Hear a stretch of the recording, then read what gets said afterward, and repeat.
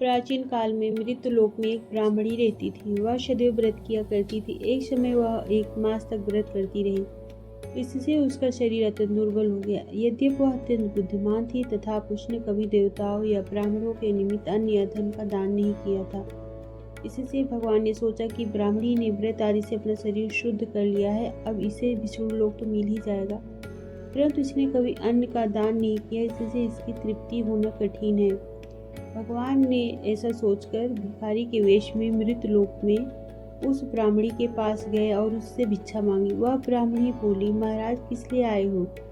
भगवान ने कहा, मुझे भिक्षा चाहिए। इस पर उसने एक मिट्टी का ढेला भगवान के भिक्षा पात्र में डाल दिया। उसे लेकर भगवान स्वर्ग में लौट आए। कुछ समय बाद ब्राह्मणी भी शरीर त्याग कर स्वर्ग में आ गई। उस समय ब्राह्मणी का मिट्टी का दान करने से स्वर्ग में सुंदर महल मिला, परंतु उसने अपने घर को अन्नादि सब सामग्रियों से शून्य पाया।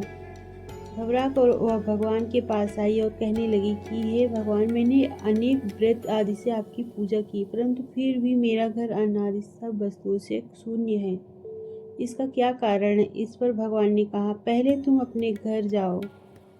देव स्त्रियां आएंगी तुम्हें देखने के लिए। पहले उनसे षटतिला एकादशी का पुण्य और विधि सुन लो, तब द्वार खोलना। भगवान के ऐसे वचन सुनकर वह अपने घर गई। जब देव स्त्रियां आई और द्वार खोलने को कहा, तो ब्राह्मणी बोली, आप मुझे देखने आई हैं तो षटतिला एकादशी का महत्व मुझसे कहें। उनमें से एक देव स्त्री कहने लगी कि मैं कहती हूँ।